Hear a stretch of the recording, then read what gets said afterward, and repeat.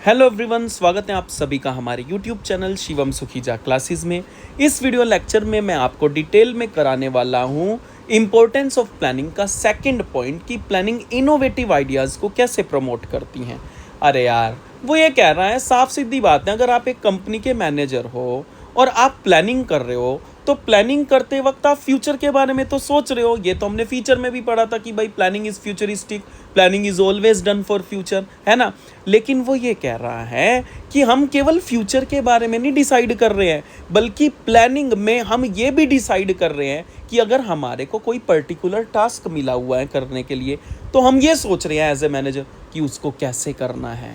अब मैं सोचूंगा इसके बारे में कि भाई कैसे करूँ, क्या करना है, कब करना है, या जो मेरे को टास्क मिला हुआ है उसको और अच्छे से कैसे कर सकता हूँ, या कोई नया तरीका भी डेवलप कर सकता हूँ जिससे ये टास्क मेरा हो जाए।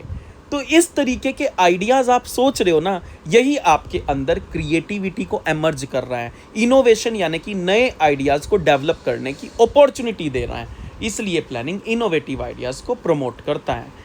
तो वो ये कहता है इसलिए वो ये कहता है कि इस प्रोसेस में मैनेजर को नए आइडियाज़ और ऑल्टरनेटिव्स मेथड्स के बारे में सोचने का मौका मिल जाता है। अब आप एग्जांपल भी देख लो यार।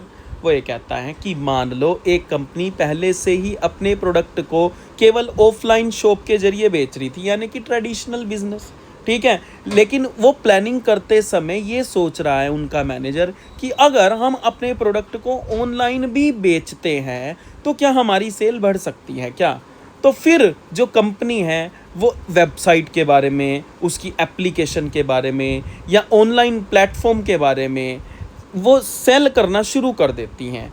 तो जब website, application, online platform develop करे गए ताकि ऑनलाइन तरीके से सेल्स बढ़ाई जा सके, तो यही जो आइडिया डेवलप हुआ ये at the time of planning develop हुआ। हमने एक नया आइडिया निकाल लिया अपनी कंपनी के प्रोडक्ट को सेल करने का, इसी को हम प्लानिंग प्रमोट्स इनोवेटिव आइडियाज़ कहेंगे, क्योंकि ये जो आइडिया डेवलप हुआ है ये at the time of planning develop हुआ है। होप सो आपको क्लियर हुआ होगा कि क्या है planning promotes innovative. Planning facilitates decision making. अरे यार, ये तो 3 नंबर में अकेला भी पूछ लिया जाता है बोर्ड्स में। आप पिछले प्रीवियस ईयर के पेपर्स उठाओ, वहाँ सब मिलेगा आपको। हेड खुद दे रखा है बोर्ड ने, हेडिंग खुद दे दी, अब आप कंटेंट लिखो अंदर का। अब सर इसके अंदर क्या लिखेंगे यार, ऊपर वाली लाइन लिखी है ना, making by identifying various alter, इसका मतलब आपको खुद समझ आ जाएगा। पहले एग्जाम्पल अच्छे से समझो।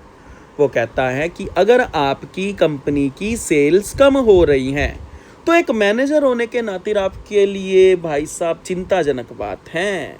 अब आप प्लानिंग करोगे, आप करोगे कि भाई ये सेल कम क्यों हो रही हैं, इसको कैसे बढ़ाया जाए। तो आप कहते हैं चलो सबके व्यूज़ इकट्ठे करते हैं, सबकी राय मांगते हैं। तो किसी ने कहा अरे ऐसा करो भाई साहब, आप एडवर्टाइजमेंट कर दो, एडवर्टाइजमेंट बढ़ाओ, सेल्स बढ़ जाएगी। एक ऑप्शन, एक वे डेवलप हुआ, इसी को अल्टरनेटिव कहते हैं। किसी ने कहा प्राइस कम कर दो, ये दूसरा वे डेवलप हुआ। किसी ने कहा सेल्स प्रमोशन करना शुरू कर दो, जैसे डिस्काउंट वगैरह देना, कूपन, गिफ्ट्स, ये सारी चीज़, इसके जरिए भी आपकी सेल बढ़ सकती है। तो अब आपने सबसे पहले क्या आइडेंटिफाई करे, ऑप्शंस। 3 ऑप्शंस आपके पास डेवलप हो रहे, तीनों आपकी सेल्स बढ़ाने में मदद करेंगे। लेकिन भाई आप तीनों पे काम थोड़ी ना चालू कर दोगे, ठीक है। अब आप इन तीनों का इवैल्यूएशन करोगे, असेसमेंट करोगे। आप देखोगे कि एडवर्टाइजमेंट बढ़ाने के पॉजिटिव नेगेटिव इफेक्ट कितने हैं, प्राइस कम करने के पॉजिटिव नेगेटिव कितने हैं, सेल्स प्रमोशन करने के पॉजिटिव नेगेटिव कितने हैं। तो इवैल्यूएशन कर लिया, सबकी मेरिट डिमेरिट देख ली। अब क्या करोगे, जो सेलेक्ट करोगे वो बेस्ट वाला करोगे, यानी कि जिसके ज़्यादा पॉजिटिव इफेक्ट होंगे और कम नेगेटिव इफेक्ट होंगे। भाई 3 ऑप्शन है ना, 3 ऑप्शन में जिसकी ज़्यादा मेरिट्स होंगी और कम डीमेरिट्स होंगी, प्रोज ज़्यादा होंगे यानी कि पॉजिटिव इफेक्ट्स ज़्यादा होंगे, कॉन्स कम होंगे, नेगेटिव इफेक्ट्स कम होंगे, तो उसको हम बेस्ट मान के चुन लेंगे। तो जो बेस्ट चुना जाएगा वही तो डिसीजन बना। इसीलिए कहते हैं planning helps in making decision. Hope so clear हुआ होगा। Thank you.